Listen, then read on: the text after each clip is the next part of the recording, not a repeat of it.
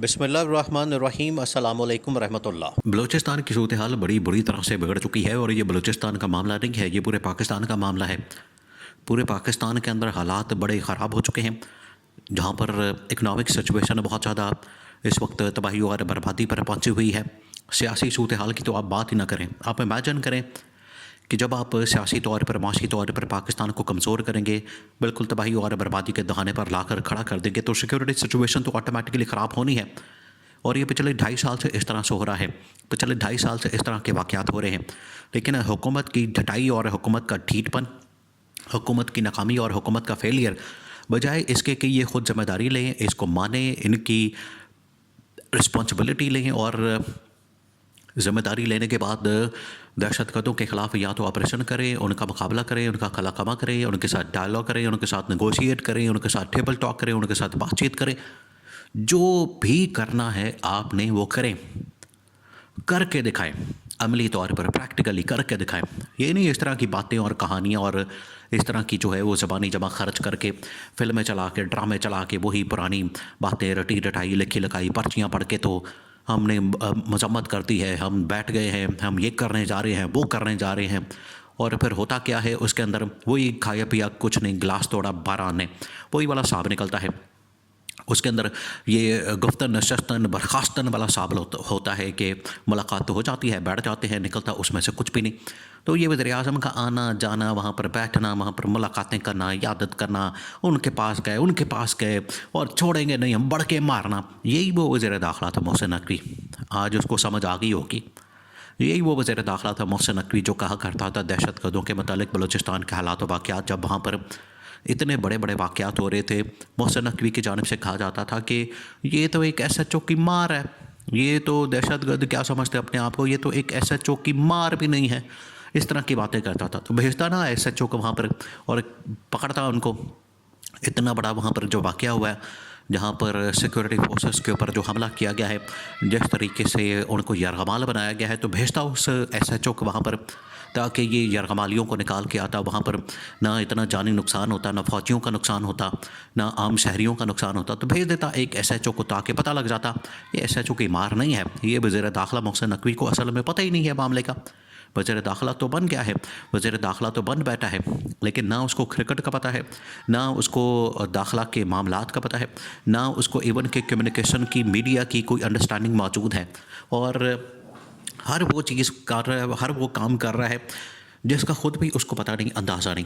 तो यहाँ से आप अंदाज़ा कर लें कि पाकिस्तान के ऊपर किस किस्म की गवर्नमेंट, पाकिस्तान के ऊपर किस किस्म की हुकूमत मुसल्लत हो चुकी है।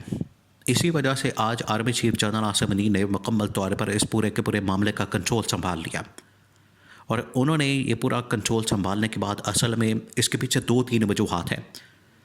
एक तो ये कि जब ये सिक्योरिटी सिचुएशन पैदा हुई, जब ये बलूचिस्तान के अंदर वाक़या पेश आया, वहाँ पर लोगों ने यरगमाल बना लिया और पीछे BLA के लोग थे। उसके बाद जब उनकी जानिब से मैसेजिंग हुई और फिर बाद में इंडिया ने इसको पूरा प्रोपेगेंडा किया, इसके ऊपर कैंपेन की और इंटरनेशनल लेवल के ऊपर इसको बड़ा उठा के रखा, इसके ऊपर बड़ी कैंपेन की, पाकिस्तान के ख़िलाफ़ प्रोपेगेंडा किया, तो उस वक्त से ही जो इस्टेब्लिशमेंट है वो एक्टिव हो गई और उन्होंने बाकायदा तौर पर इस पूरी सूरत हाल का कंट्रोल संभाल लिया।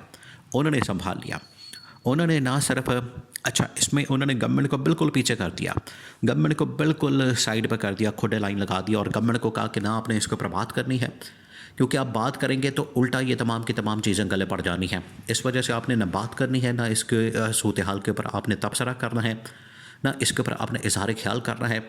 एक पूरा जो ऑपरेशन विंग है या पूरा जो एक मिशन है, एक पूरा जो वहाँ पर सिचुएशन रूम है वो बना दिया गया इस्टेब्लिशमेंट के पास, GHQ के अंदर, और इसी तरह से कोयटा के अंदर सिचुएशन रूम बनाने के बाद पूरा जो है वहाँ पर एक मिशन दिया गया।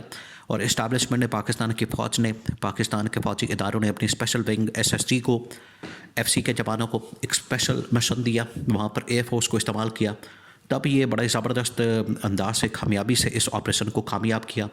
दहशतगर्दों को भी मारा, उनको भी जानम हासिल किया और साथ ही साथ बहुत सारे जवान शहीद हो गए, बहुत सारे जो आम शहरी है वो शहीद हो गए। तो ये उसका खमियाजा भुगतना पड़ा। अब फ़ौज ने वहाँ पर मुकम्मल कंट्रोल हासिल कर लिया। और अब क्योंकि फ़ौज ने वहाँ पर मुकम्मल कंट्रोल हासिल कर लिया है और जनरल आसिम मुनीर अब बिल्कुल फ्रंट फुट पर आ गए हैं। इसी वजह से DGISPR की जानिब से ये बात की गई, उनकी जानिब से पैगाम दिया गया और उनकी जानिब से इस हवाले से ट्वीट की गई। हालांकि बजाते ख़ुद उनको सामने आने की ज़रूरत है और इस पूरे मामले के ऊपर उन्हें ब्रीफिंग देने की ज़रूरत है, पूरी कौम को आगाह करने की ज़रूरत है कि आखिरकार ये मामला कैसे हुआ, किस तरह से हुआ। क्योंकि आज भी सोशल मीडिया के ऊपर इसके मतलब बात हो रही है, आज भी सोशल मीडिया के ऊपर इसके मतलब मुख्तलिफ लोग अपनी अपनी राय दे रहे हैं और अपने अपने लोग वाक़यात सुना रहे हैं। दो तरह की चीज़ें जो हैं वो इस वक्त सोशल मीडिया के ऊपर चल रही हैं। एक तो ये कि लोग अपने सोर्सेस के थ्रू वहाँ पर रिपोर्टर्स के थ्रू वहाँ पर जो सहाफ़ी हैं उनके ज़रिए से जो इन्फॉर्मेशन बाहर निकल रही है उसको रिपोर्ट कर रहे हैं। सेकंड ये कि वहाँ जितने विक्टिम हैं, मुतासरीन हैं, वहाँ पर जितने इस यरग़माली सिचुएशन के अंदर से गुजरे हैं उनको अप्रोच किया जा रहा है और उनसे डायरेक्ट वर्जन जो है वो लिया जा रहा है। तो दो किस्म की इन्फॉर्मेशन का फ़्लो है, लेकिन गवर्नमेंट नाम की चीज़ जो है वो दूर दूर तक नज़र नहीं आ रही। इसी वजह से जो इस्टेब्लिशमेंट है, जो पाकिस्तान की फ़ौज है, उनको ये ज़िम्मेदारी लेनी चाहिए और ज़िम्मेदारी लेके पूरे मामले के ऊपर ब्रीफिंग देनी चाहिए और इसमें पता लगना चाहिए कि हकीकत क्या है, हक़ाइक़ क्या है। और इसमें DGISPR को बचाते ख़ुद सामने आकर ये सारी ब्रीफिंग दे के पूरी कौम को आगाह करना चाहिए, पूरी कौम को बताना चाहिए कि ये किस तरह से सारा वाक़या रोनमा हुआ है और किस तरह से ऑपरेशन किया गया है और किस तरह से यहाँ पर दहशतगर्दों को जहन्नुम हासिल किया गया है। ये पूरा वाक़या जो है ये पाकिस्तान की आवाम के नॉलेज में लाने की ज़रूरत है। इसी वजह से यही वो बातें हैं, यही वो चीज़ें हैं जिसकी वजह से इस्टेब्लिशमेंट ने, फ़ौज ने, जनरल आसिम ने इसका मुकम्मल कंट्रोल हासिल कर लिया। और कंट्रोल हासिल करने के बाद इस सिचुएशन के ऊपर ना सिर्फ कंट्रोल किया गया बल्कि अब बलूचिस्तान समेत पाकिस्तान के अंदर जो इस वक्त थ्रेट्स आ रही हैं ये बड़ा सेंसिटिव मसला बन गया, बहुत सेंसिटिव।